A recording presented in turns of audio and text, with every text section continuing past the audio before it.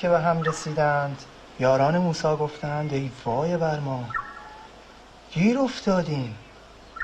موسی گفت نترسید، خدا با ماست، ما رو راهنمایی میکنه.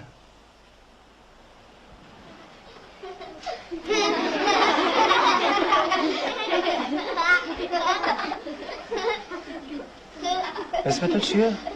سید رضا. توی اون شیشه چی داری؟ شفیرم، تازه پروانه شدم. میدونی کجا رو میخوندیم؟ بله آقا. بخون ببینم.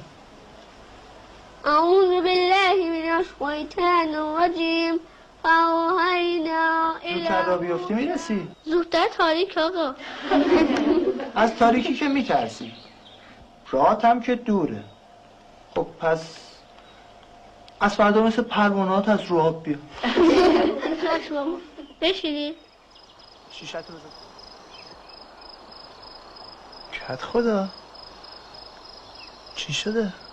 آب روز به روز داره میاد بالا. اگه همینطوری پیش بره زمینامون که سهله، خونه هامون هم میبره. خب از من چه کاری ساخته است؟ آقا شما 3 را پیش بینی کردید. گاو به یاغا را پیدا کردی. پسر اورجری رو بعد از 1 سال دوری برگردوندی. من؟ شما رو به جدتون آقا این قرآن رو بگیرین دعا کنیم بذار سل برگرده. ما میدونیم سل حرف شما رو گوش میده. مادر من، بابا من یه معلم ساده‌ام. همین.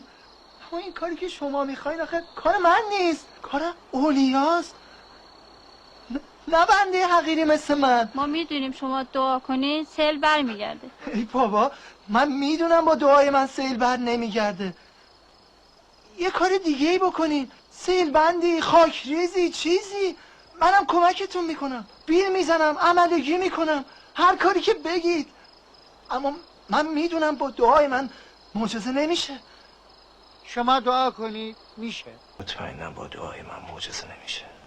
اگه نمیشد چی میشد؟ مردم اعتقادشون رو به خدا از دست میدادم. آقا معلم، آقا معلم. امروز خیلی زود اومدی پروانه. بله آقا. چی شده؟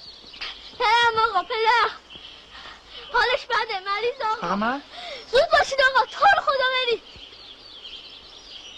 بریم.